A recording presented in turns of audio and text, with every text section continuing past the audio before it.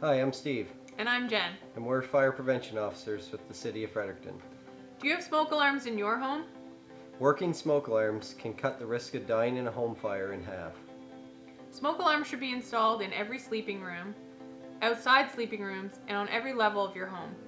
Did you know that you can also purchase a combination smoke and carbon monoxide alarm?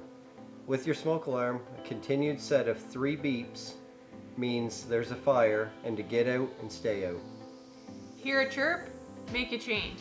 Smoke alarm batteries should be changed at least once a year, and if your smoke alarm is over 10 years old, it's time to get a new one.